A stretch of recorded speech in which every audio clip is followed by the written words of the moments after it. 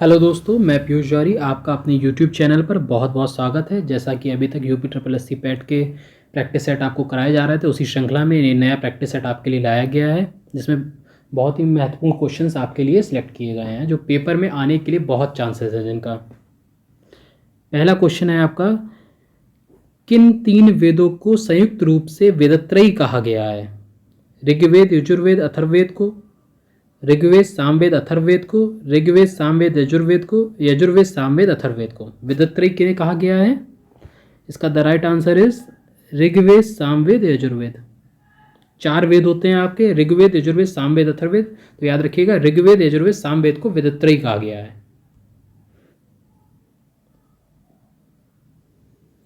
गौतम बुद्ध का जन्म स्थान किसके द्वारा अंकित किया गया है या किसके अभिलेखों में मिलता है? अशोक मौर्य के रुमिनदेही स्तंभ में, मूर्ति में, पीपल वृक्ष में या बौद्ध मठ में? इसका आंसर होगा अशोक मौर्य के रुमिनदेही स्तंभ में।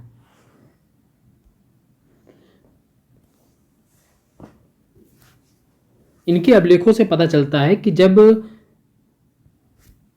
इनका राज्याभिषेक हुआ गौतम बुद्ध का, उसके 20 वर्ष बाद लुम्बिनी ग्राम में आ गए थे। वहां पर उन्होंने वहां की पत्थरों की दीवार तथा शिला स्तंभ बनवाए अशोक मौर्य ने, और वहीं से इनका गौतम बुद्ध के बारे में पता चलता है।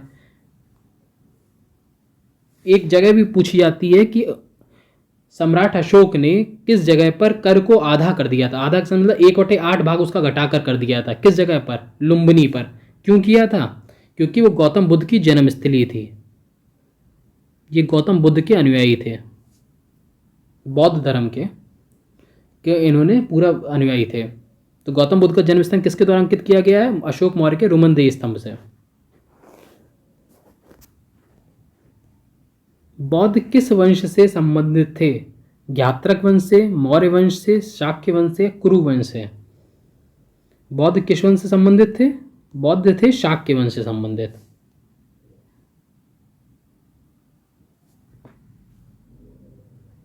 इनका जन्म कहाँ हुआ था? इनका जन्म लुम्बिनी में हुआ था।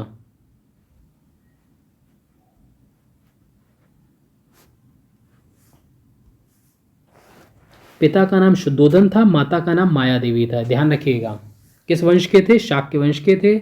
जन्म लुम्बिनी में हुआ था और पिता का नाम शुद्धोधन था, माता का नाम माया देवी था। प्रथम बौद्ध परिषद कहाँ आयोजित की गई? ये यूपी के पेपर्स के लिए बहुत मोस्ट इंपॉर्टेंट क्वेश्चन है। इससे कई क्वेश्चंस पूछे जाते हैं। प्रथम बौद्ध संगति यानी कि प्रथम बौद्ध सम्मेलन वैशाली में, राजगृह में, कश्मीर में, पाटलिपुत्र में। प्रथम बौद्ध सम्मेलन कहाँ हुआ है? राजगृह में। सबसे पहली चीज, अब इस क्वेश्चन से रिलेटेड आपको चारों क्वेश्चन ध्यान होने चाहिए कि कितने बौद्ध सम्मेलन या बौद्ध परिषद हुए हैं? चार बौद्ध सम्मेलन या 4 बौद्ध परिषद हुए हैं। पहला सम्मेलन कहाँ हुआ है? राजगृह में। पहला कहाँ हुआ है? राजगृह में। दूसरा कहाँ हुआ? वैशाली में।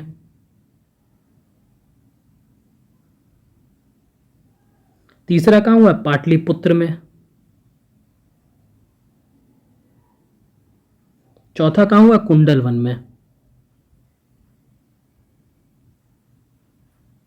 देखो कितने बौद्ध सम्मेलन हुए? 4 बौद्ध सम्मेलन हुए हैं।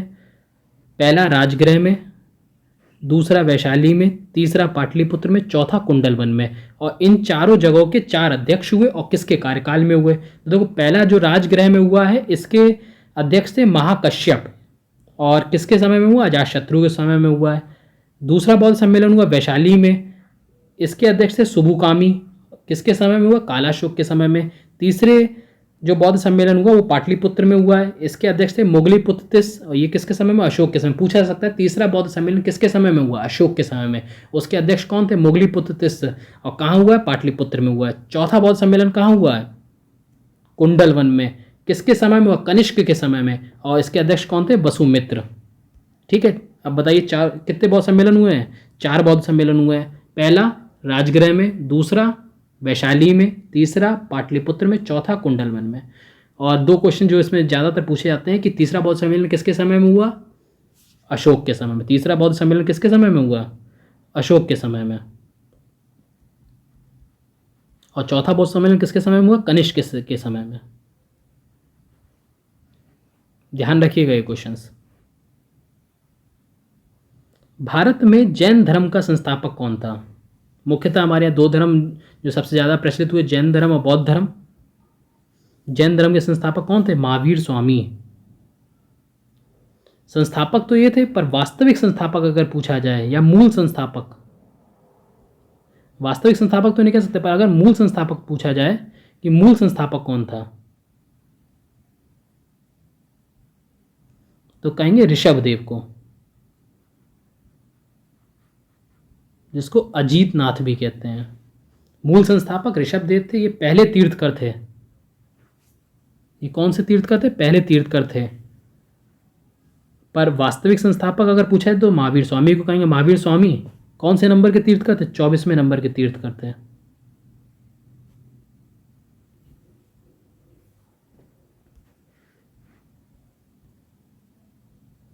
जैन धर्म का पहला तीर्थकर किसे माना जाता है? देखिए वही क्वेश्चन आ गया। जैन धर्म का पहला तीर्थकर माना जाता है ऋषभदेव को या अजीतनाथ को। वर्धमान महावीर ने परिनिर्वाण कहाँ प्राप्त किया? पावा में, सारनाथ में, वैशाली में या श्रवणबेलगोला? परिनिर्वाण प्राप्त किया है पावा में। और ये पूछा जाता है किसकी, ये 16 जनपदों में एक है, और ये किसकी राजधानी है? मल्ल राज्य की, मल्ल महाजनपद की राजधानी है, पावा या पावापुरी।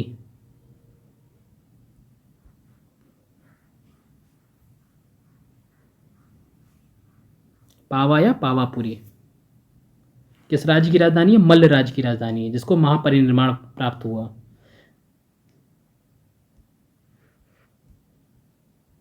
जैन साहित्य को क्या कहते हैं? त्रिपिटक, वेद, आर्यसूत्र या अंग? जैन साहित्य को त्रिपिटक कहते हैं।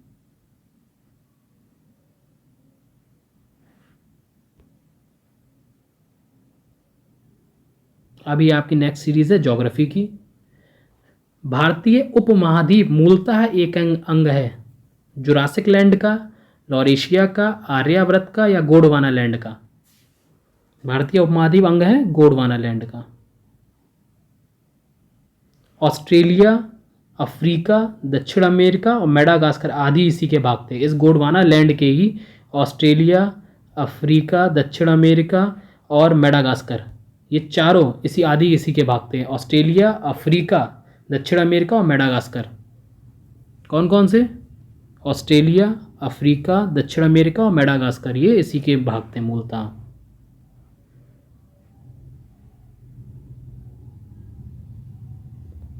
निम्नलिखित में से किस देश के साथ भारत की अंतर्राष्ट्रीय सीमा नहीं लगती है? जो भारत की अंतर्राष्ट्रीय सीमा है वो किस देश के साथ नहीं लगती है? पाकिस्तान के संग, भूटान के संग, बांग्लादेश के संग या फिर श्रीलंका के संग? जो हमारी सीमा है भारत की अंतर्राष्ट्रीय सीमा, वो श्रीलंका के साथ नहीं लगती है। तो अब एक क्वेश्चन इससे राइज होता है कि भारत की सीमा कितने देशों के साथ अंतर्राष्ट्रीय सीमा लगाती है? तो सबसे पहली चीज 7 देशों के साथ भारत की अंतर्राष्ट्रीय सीमा साझा करती है। कितने देशों के साथ? 7 देशों के साथ। वो 7 देश कौन से, उनके भी नाम आपको पता होने चाहिए। सबसे पहले बांग्लादेश, फिर चीन, नेपाल, म्यांमार, भूटान और अफगानिस्तान।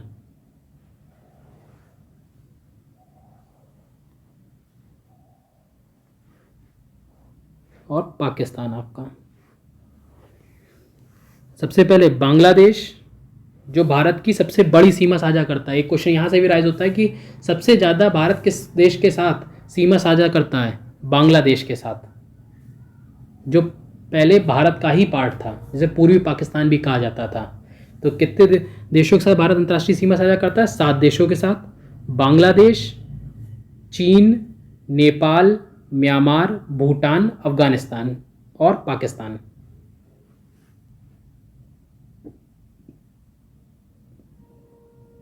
निम्न में से कौन सा देश पाक स्ट्रीट से जुड़ा हुआ है?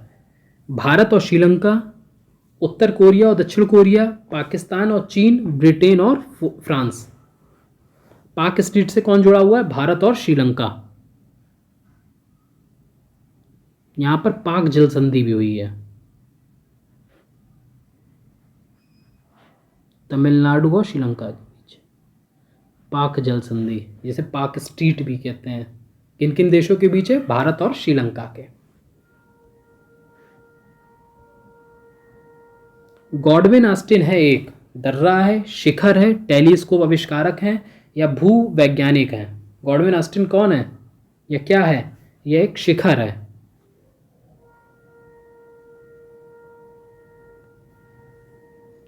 अब पूछा जा सकता है कि भारत में सबसे ऊंची चोटी, भारत में अगर सबसे ऊंची चोटी पूछा जाए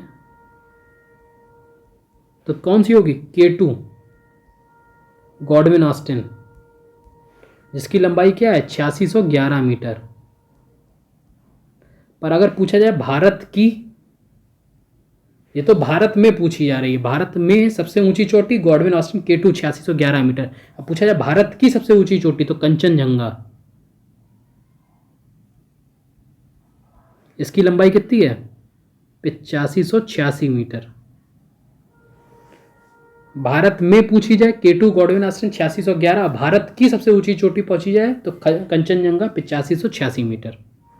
दो क्वेश्चन यहां से राइज होते हैं कि भारत में सबसे ऊंची चोटी K2 गॉडविन ऑस्टिन, जिसकी लंबाई कितनी? 8611 मीटर। भारत की पूछी जाए तो कंचनजंगा 8586 मीटर। ग्रेटर हिमालय का दूसरा नाम क्या है? हिमाद्री, असम, मेघालय या शिवालिक या हिंद? ग्रेटर हिमालय का दूसरा नाम है हिमाद्री।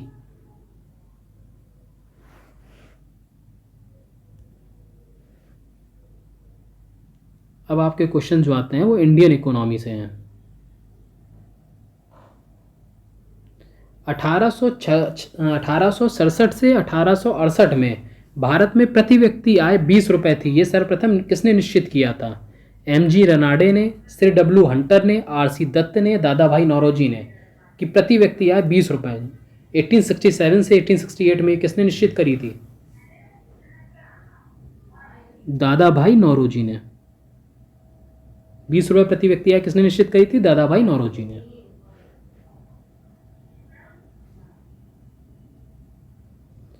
किस पंचवर्षीय योजना में कृषि ने माइनस विकास प्रदर्शित किया? जो पंचवर्षीय योजना आती हैं उसमें कृषि में माइनस विकास, जो माइनस में विकास हुआ वो किसने, कौन सी पंचवर्षीय योजना प्रदर्शित किया गया? तीसरी में, पांचवी में, सातवीं में, नौवीं में? द राइट आंसर इज तीसरी में। अब पूछा जाता है कितने परसेंट? -1.0%। इतनी ऋणात्मक विकास प्रदर्शित किया था तीसरी पंचवर्षीय योजना में।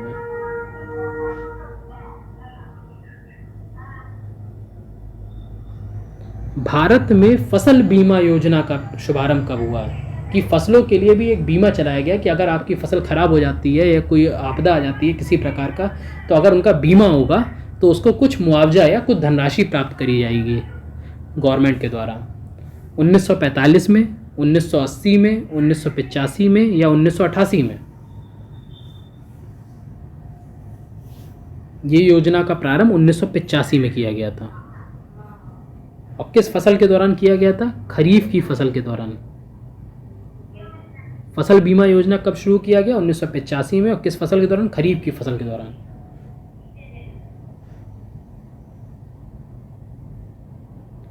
उत्तर प्रदेश में किसान बही योजना लागू की गई 1970 में, 1975 में, 1990 में, 1992 में? किसान बही योजना कब लागू करी गई? किसान बही योजना 1992 में लागू करी गई।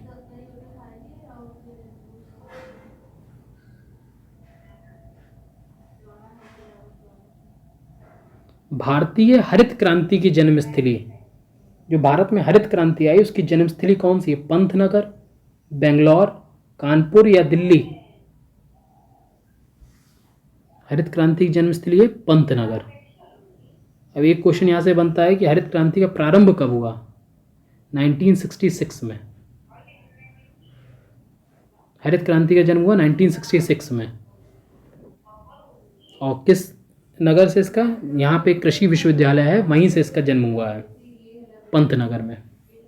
1966 में पंतनगर इसकी जन्मस्थली मानी जाती है हरित क्रांति की। अब आपके कुछ क्वेश्चंस कॉन्स्टिट्यूशन से हैं। भारतीय संविधान में मूलभूत अधिकार किस संविधान से लिए गए हैं? भारतीय संविधान में मूलभूत अधिकार किस संविधान से लिए गए हैं? अमेरिका से, यूके से, सोवियत संघ से, या किसी से भी नहीं। मूल अधिकार जो हमारे लिए गए हैं वो अमेरिका से लिए गए हैं।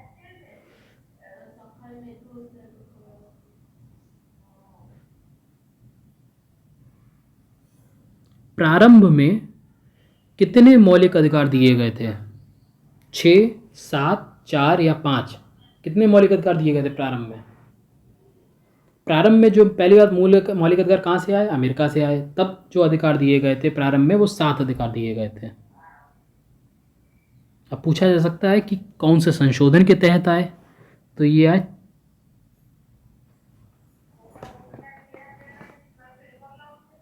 संशोधन के तहत नहीं, किस के तहत इसमें मौलिक अधिकार 6 करे गए? 44वें संविधान संशोधन के द्वारा। और ये किस सन में आया? 1978 में। और वर्तमान में मौलिक अधिकार कितने हैं? 6। कौन कौन से? समानता का अधिकार, स्वतंत्रता का अधिकार, शोषण के विरुद्ध अधिकार, धार्मिक स्वतंत्रता का अधिकार, संस्कृति तथा शिक्षा संबंधी अधिकार और संवैधानिक उपचारों का अधिकार।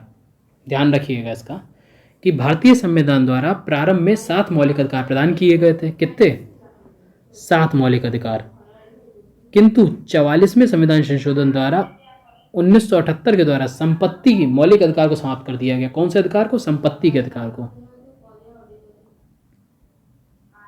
संपत्ति के अधिकार को समाप्त कर दिया गया। प्रारंभ में कितने थे? 7 अधिकार थे जब अमेरिका से आए थे, पर 44वें संविधान संशोधन द्वारा 1978 में संपत्ति के अधिकार को समाप्त कर दिया गया। तो अब कितने 6 बचे हैं? समानता, पहले सबको समानता कर दो, समान दे दो। उसके बाद जब समानता सबको मिल जाएगी तब उनको स्वतंत्रता चाहिए, स्वतंत्रता का अधिकार। जब स्वतंत्रता मिल गई तो शोषण, कोई किसी का शोषण ना करे, शोषण के विरुद्ध अधिकार।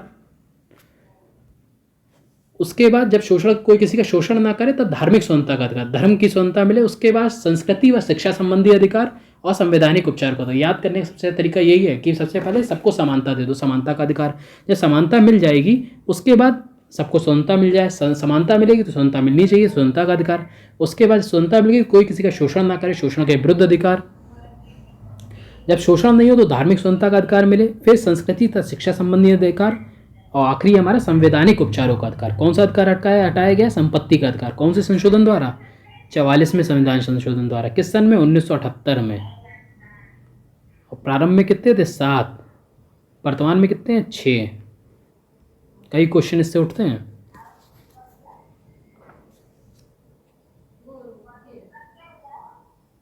भारतीय संविधान में कितने प्रकार के न्यायिक आदेश हैं? भारतीय संविधान में न्यायिक आदेश हैं 5 प्रकार के, 4 प्रकार के, 3 प्रकार के या 2 प्रकार के। न्यायिक आदेश हैं 5 प्रकार के, मतलब 5 प्रकार की रिट जारी करने की शक्ति प्राप्त है। कौन कौन सी? बंदी प्रत्यक्षीकरण, परमादेश, प्रतिषेध, उत्प्रेषण या अधिकार प्रक्षा।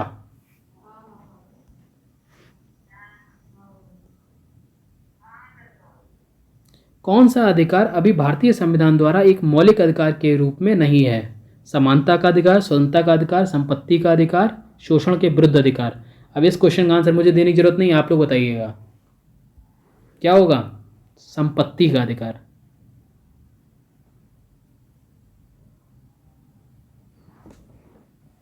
संपत्ति का अधिकार हमारा मूल मौलिक अधिकार से हटा दिया गया है। किस संविधान संशोधन द्वारा?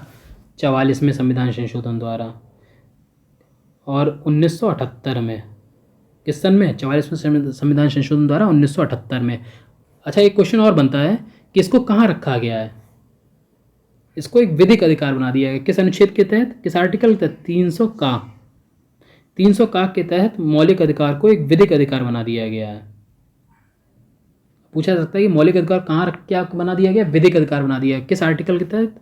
300 का के तहत मौलिक अधिकार को वो मौलिक अधिकार नहीं, संपत्ति के अधिकार को, संपत्ति के अधिकार को विधिक अधिकार बना दिया गया 300 का के अधीन,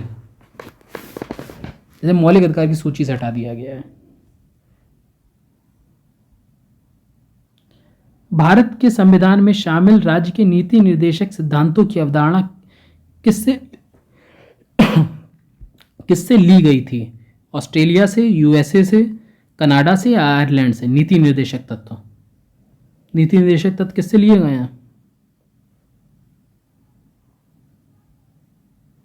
आयरलैंड से। अब पहली चीज, राज्य के जो नीति निर्देशक तत्व हैं ये किस आर्टिकल में आते हैं? ये आते हैं 36 से 51 में।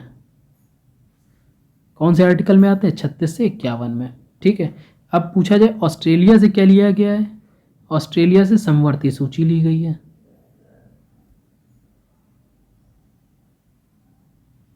यूएसए से क्या लिया गया है?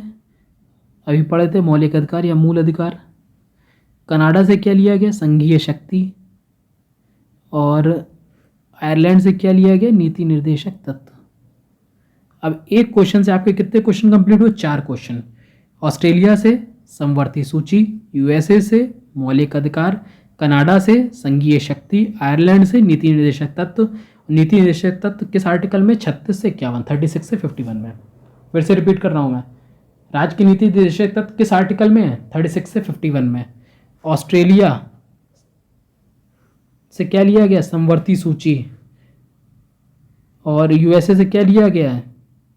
मौलिक अधिकार। कनाडा से लिया गया संघीय शक्ति। और नीति निर्देशक तत्व आयरलैंड।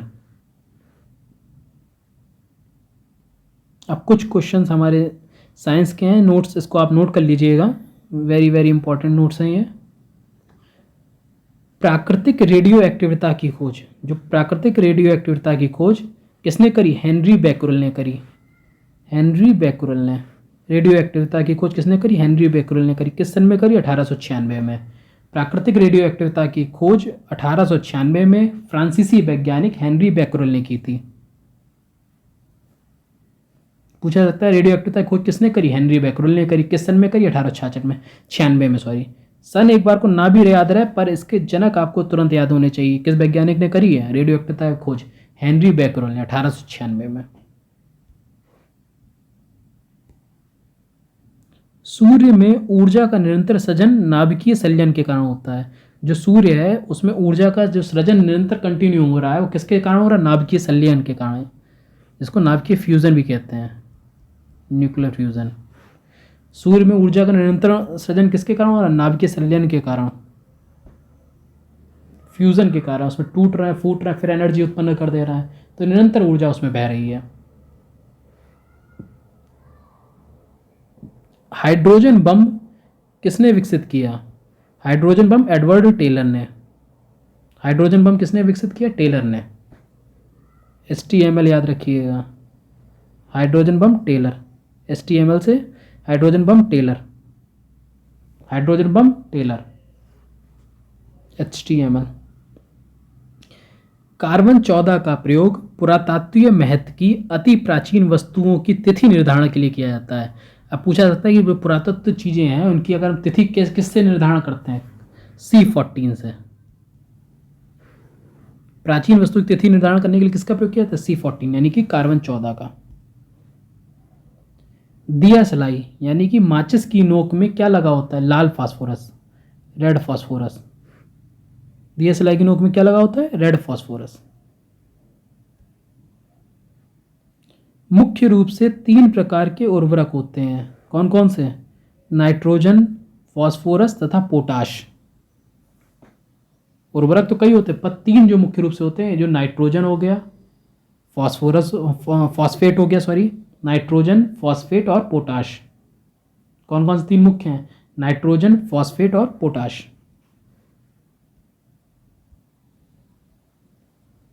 पोटाश उर्वरक कहाँ से प्राप्त होता है? पोटेशियम से। पोटाश उर्वरक कहाँ से प्राप्त होता है? पोटेशियम से, ध्यान रखिएगा। पोटाश उर्वरक पोटेशियम से प्राप्त होता है, जो मुख्य उर्वरक है।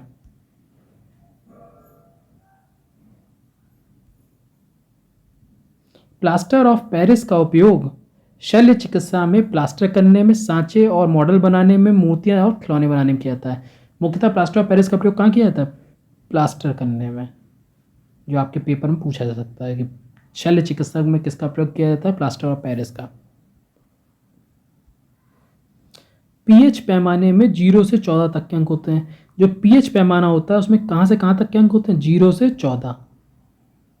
और इसमें भी बताया जाएगा कौन से कहाँ पे अम्लीय होगा, कहाँ पे क्षारीय होगा। इस पीएच स्केल से ही पता चलता है कि किसी विलयन का कितना अम्लीय है, कितना क्षारीय है। जिस विलयन का पीएच मान 7 से कम होगा, यानी कि 0 से 14, अगर 7 से कम है तो क्या होगा? उसे अम्ल कहेंगे, एसिडिक। जिस विलयन का पीएच मान 7 से कम होगा, मतलब 0 से 7 के बीच में, पहले एसिडिक होगा, और 7 से ज़्यादा होगा तो वो क्षारीय यानी कि बेस। क्या होगा? ये एसिड होगा, ये होगा बेस। और अम्ल क्या है? जैसे नींबू का रस, ये अम्ल है। पीएच स्केल कहाँ से कहाँ तक होती है? 0 से 14 तक। 7 से कम होगी, 0 से 7 के बीच में होगी तो अम्ल, 7 से ज़्यादा होगी, 7 से 14 तो वो क्षार।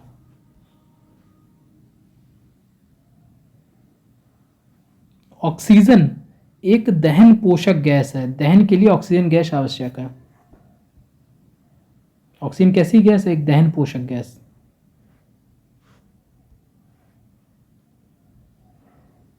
सोडियम कार्बोनेट को धावन सोडा कहते हैं। जो सोडियम कार्बोनेट है धावन सोडा कहते हैं। पूछा जा सकता है कि वॉशिंग सोडा किसे कहते हैं? सोडियम कार्बोनेट को। या धावन सोडा किसे कहते हैं? सोडियम कार्बोनेट को। कुछ लोग इसमें सोडियम बाइकार्बोनेट लगाते हैं, पर हमें ध्यान रखना है सोडियम पूछा जाए वॉशिंग सोडा या धावन सोडा तो शुद्ध रूप हम क्या कहेंगे? Sodium carbonate.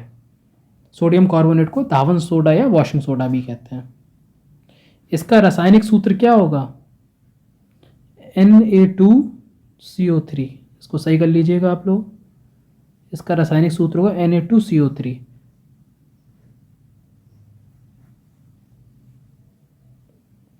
रासायनिक सूत्र होगा सोडियम कार्बोनेट का Na2CO3। इसको धावन सोडा भी कहते हैं, बेकिंग सोडा भी कहते हैं। समानता धावन सोडा, यहाँ भी कुछ सुधार करिएगा। Na2CO3 into 10H2O। समानता धावन सोडा का सूत्र Na2CO3 इंटू 10H2O के रूप में पाया जाता है। अर्थात सोडियम कार्बोनेट के अणु से, सोडियम कार्बोनेट के अणु से जल के 10 अणु मिले रहते हैं, संलग्न रहते हैं। क्या होता है? सोडियम कार्बोनेट के अणु से जल के 10 अणु संलग्न रहते हैं। तो क्या फॉर्मूला बन जाएगा? जल के 10 अणु तो Na2CO3 इंटू 10H2O। ये धावन सोडा, बेकिंग सोडा या सोडियम कार्बोनेट है। खाने के सोडा का रासायनिक नाम सोडियम बाइक। अब जो खाने का सोडा है उसका रासायनिक नाम क्या होगा? NaHCO3। यहाँ भी सुधार करिएगा।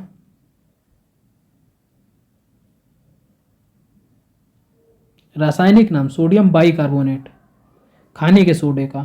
सोडियम बाइकार्बोनेट का प्रयोग खाद्य पेय पदार्थों बनाने में किया जाता है। कोई भी खाद्य पेय पदार्थ है उसको बनाने में सोडियम बाइकार्बोनेट का प्रयोग किया जाता है, इसलिए इसको खाने का सोडा भी कहा जाता है। सोडियम बाइकार्बोनेट का वाणिज्यिक नाम बेकिंग सोडा है। अगर वाणिज्यिक नाम पूछा जाए, जो वाणिज्य की भाषा में बेकिंग सोडा कहते हैं। इसे कुकिंग सोडा भी कहते हैं। क्या? NaHCO3। ये हमारा आज का आखिरी क्वेश्चन था। आपको हमारा सेशन अगर पसंद आया हो तो लाइक कीजिए, शेयर कीजिए, कमेंट कीजिए, और कुछ नए टॉपिक पे कुछ चाहिए हो तो उसके लिए और बताइएगा, तो हम लोग उसको नए सीरीज़ में लाने की कोशिश करेंगे। Thank you.